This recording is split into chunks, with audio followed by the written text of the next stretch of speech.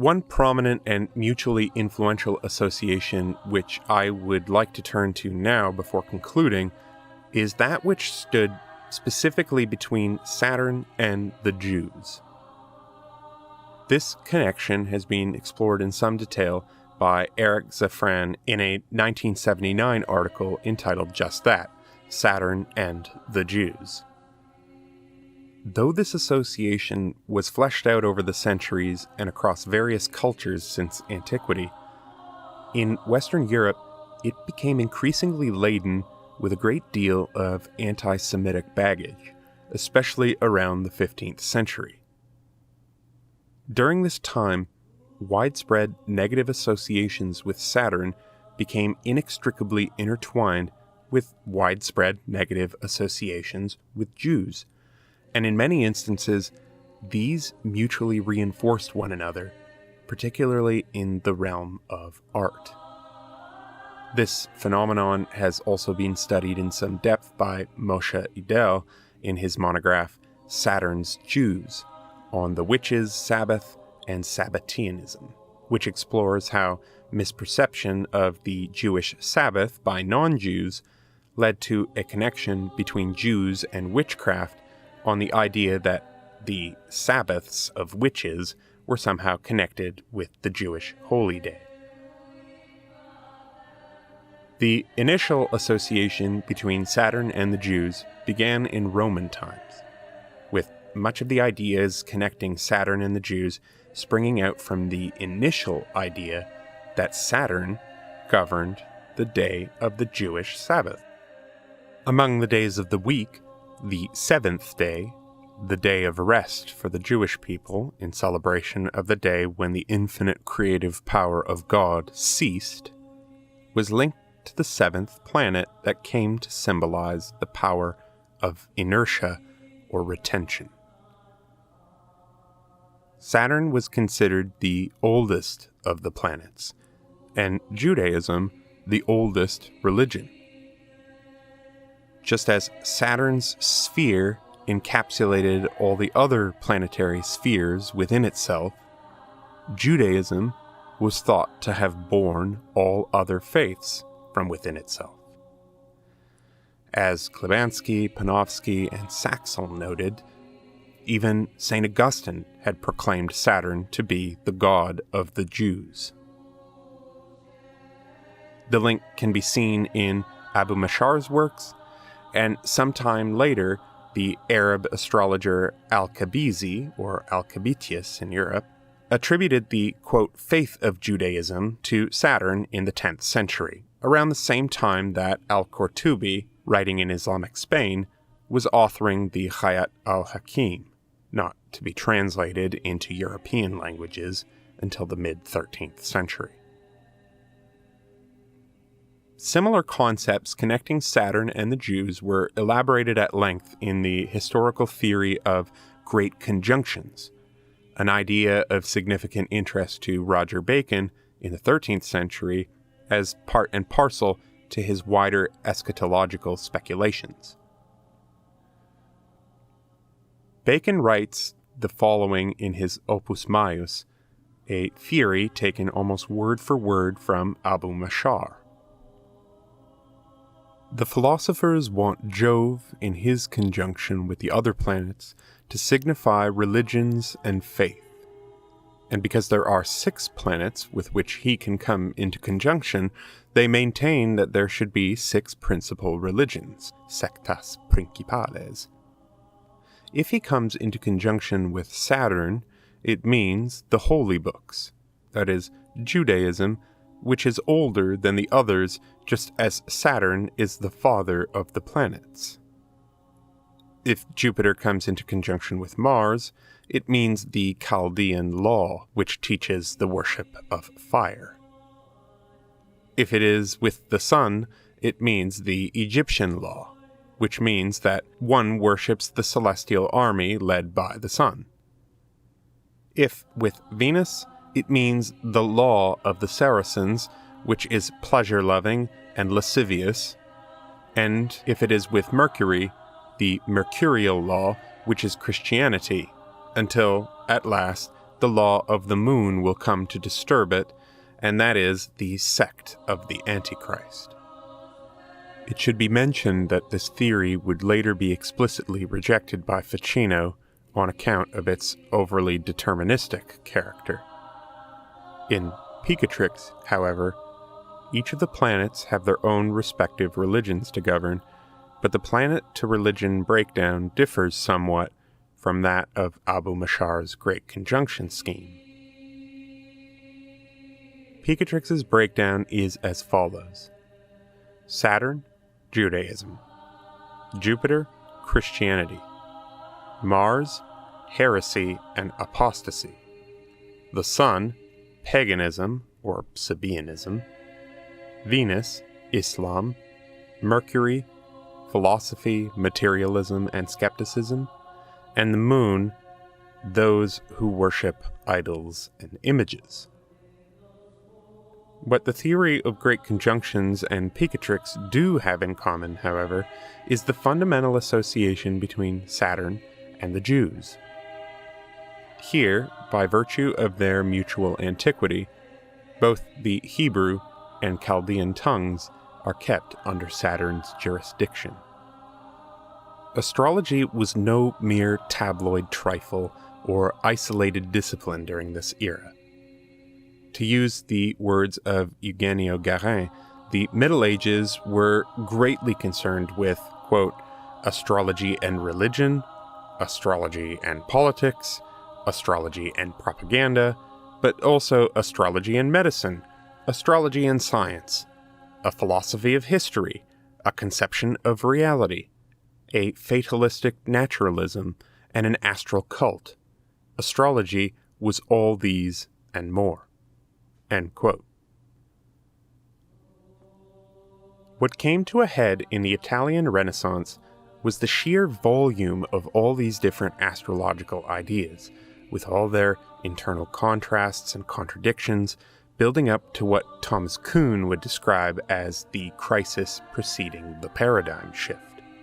And all this was happening precisely while the Studia Humanitatis began remapping these astral deities with imagery drawn up from the classics. One curious element of this fascination with astrology and culture was what Moshe Idel called the Saturnization of Judaism, and in turn the Judaization of Saturn. By the end of this process, in the late 15th and 16th centuries, even European Jewish Kabbalists like Yohanan Alamano, working from earlier Spanish or Sephardic sources, were expressing the astromagical link between ancient history, the land of Israel, Moses, the Temple, the Torah, prophetic inspiration, the Sabbath, and esoteric knowledge with Saturn. I will read you a fairly extensive quote by Yohanan Alamano right here. This is from an untitled treatise on the Sephirot of Binah. And the third sphere, that of Saturn, is a supreme and noble one, higher than all the other planets, which is the reason that the ancient sages said about it that it generated all the other planets. And they say that Saturn is the true judge and the planet of Moses, peace be with him. The angel of Saturn is Michael, the great minister, so called because of his great power in divine matters, and he is the ministering angel of Israel. And the astrologers who have described Saturn say that it endows man with profound thought, law, and the spiritual sciences, the Chokmot Ruhaniot, prophecy, Nevuah, sorcery, Kishshuf, prognostication, and the Shemitot and Yovelot. The Jewish people and the Hebrew language and the temple are under its jurisdiction. Saturn's major conjunction is with Jupiter in the dominion of Pisces, and occurs to assist the nation and the Torah and its prophets. This planet endows the people with perfection in sciences and divine matters, such as the Torah and its commandments, out of its sublimity because it is spiritual. It is concerned only with thought, understanding, and design, esoteric knowledge, and divine worship, and his Torah, and the Sabbath day is in its sway, because its nature causes material existence to cease, and all the operations that do not correspond to it are forbidden, because it corrupts and destroys all destructions. And lightning, that is fire, should not be done under its aegis, that is, during the Sabbath, because it is cold. And if they keep its spiritual rules and laws, it will impart a spiritual influx abundantly. But if they do not keep the way of God, it will spit forth everything that is bad. Prophecy will occur to fools and to babes in an insufficient manner, and to women and to melancholics, and to those possessed by an evil spirit, and maleficent demons that obliterate the limbs, and bad counsels and sorceries, and anxieties and erroneous beliefs. So Edel takes this passage to represent the Saturnization of Judaism as inspired by the writings of the Toledan rabbi Abraham ibn Ezra, whose dates are 1089 to 1164, but also to his circle of commentators. This he does on account of its numerous parallels with the passages that follow here, and it's quite possible that his description of the links between Saturn and Judaism were also shaped by an acquaintance with the Picatrix in one of its forms, whether directly or indirectly. So, although it's possible that Picatrix had some part to play in this connection, already by the 15th century, the period wherein the text was just re-emerging, numerous popular images and almanacs across Europe were already explicitly stating or demonstrating how the planet governing the fate of the Jews was, of course, that most maligned and unfortunate of planets. For instance, an almanac printed by Johannes Ottmar at Reutlingen predicted that Christians would have a fortunate year through the influence of their prevailing planets, Mercury and the Sun. The Jews, however, would be vexed with misfortunes by fire and wind through the poor conditions of their planet, Saturn.